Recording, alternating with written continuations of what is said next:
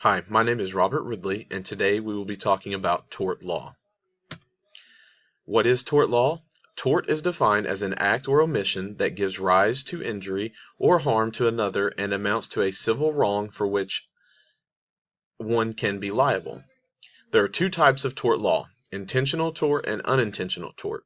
Intentional tort is an act committed with intent to do harm to another or understands the act could result in harm. An unintentional tort is an unintended accident that led to injury. The first case that we're going to look at in dealing with tort law is Frame versus Comax.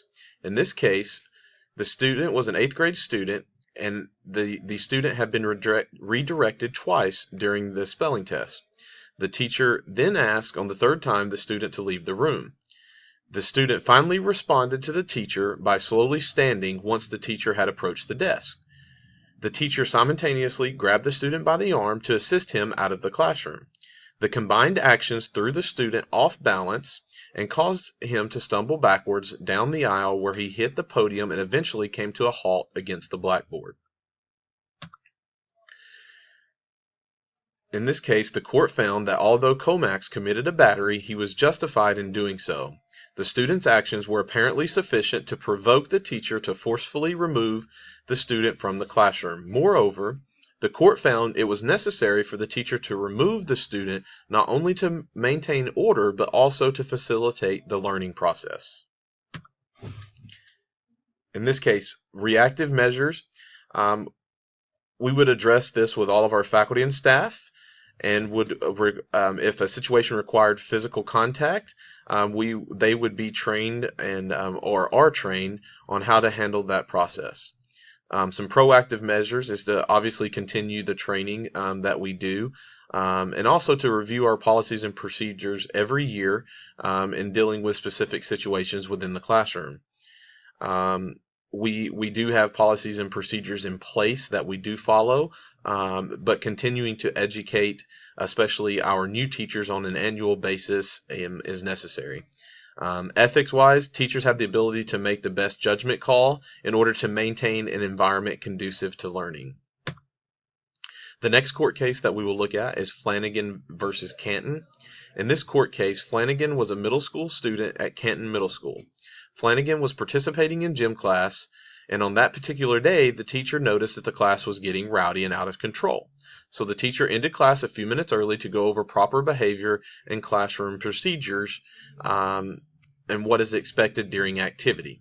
Once the teacher had dismissed to the locker room, the rowdy activity continued. The teacher was still talking to another student outside the locker room.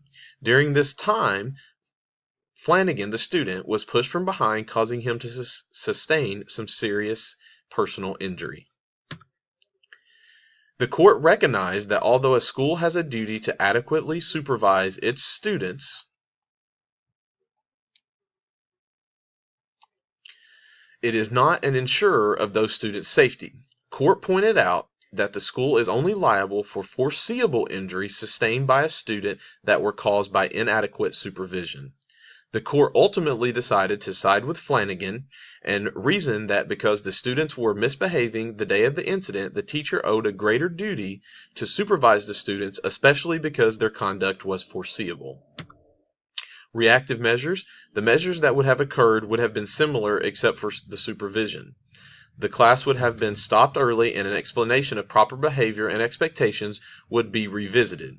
Upon dismissal to change, the teacher is expected to be present in the locker room to monitor student behavior. Some proactive measures that could be taken is to annually review our policies and procedures and expectation for supervision. We could do this at the start of the year when we have our faculty and staff gatherings. Ethics. I believe we should have a training at the start of the year, especially for new teachers, that explains tort liability and also outcomes that could happen in particular cases. The next case that we will look at is Nichols versus USD 400. The student in this case was practicing football with his high school football team. The head coach had directed, upon the end of practice, the head coach had directed the players to run to the locker room from the practice field. Between the practice field and the locker room, there is a waterway which provided drainage from the high school playground.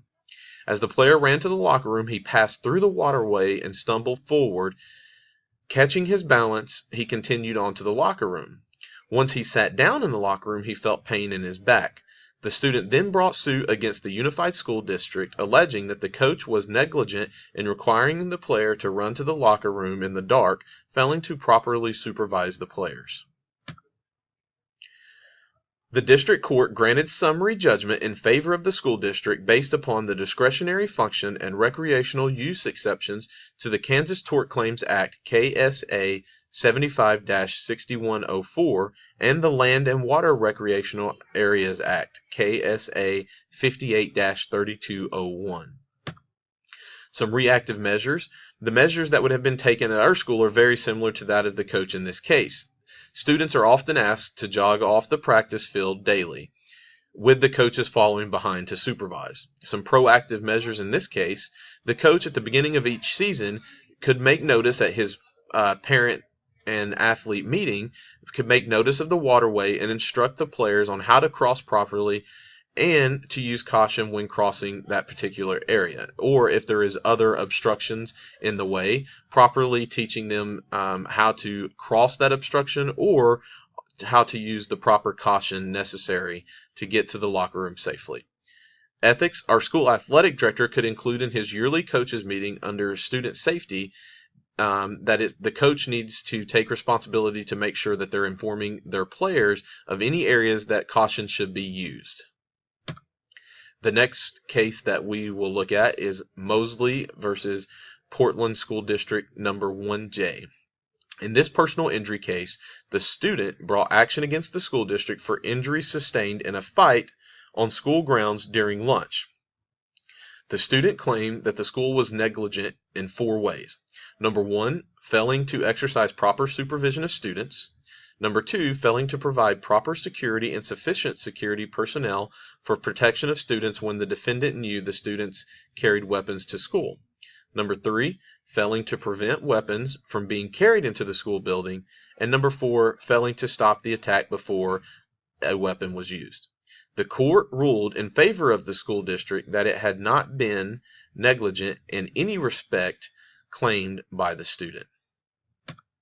Some reactive measures. In this situation at our school, we always have multiple supervisors during lunch periods.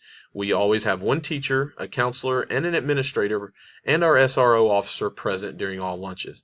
If an incident breaks out, our SRO will break up the incident and then we will follow policy according to the infraction. Some proactive measures. Continuing to analyze and evaluate our policies and procedures and continually training our faculty and staff on the proper policies and procedures that should be followed. Ethics. Our faculty and staff must be able to make the best decision in the moment that will keep all of our students and faculty safe. The next court case that we will look at is Johnson versus the School District of Millard. In this case, a first grade student was injured while in his music class. On this day, the teacher taught the song London Bridge and an accompanying game to go along with the song. The students were instructed on how to properly play the game and sing the song. During the case, the student testified that he was swung fast and hard while he was caught in his classmates' arms. The student also testified that the teacher had their back turned and was writing on the whiteboard. The student injured had to have stitches and suffered from blurred vision for short periods of time and continues to suffer from headaches. The only adult that was tried in this case was the teacher. The trial court found that the teacher was negligent in supervision. The school district appeals from the judgment. Some reactive measures for this case. In this situation, our teachers are expected to give specific instructions as to the game being played in the class. The teacher would also be expected to supervise the students the entire time the game was being played. Some proactive measures. We can continue to train our faculty and staff about proper behavior in the classroom and be sure that they are very clear and precise in their instruction. Some ethics: our teachers must be aware of possible liability when determining what games should or should not be played in the classroom, and just weighing the outcomes of the games that could be played or the behaviors for that game. Thank you for watching, and I look forward to working with you all throughout the remainder of this semester.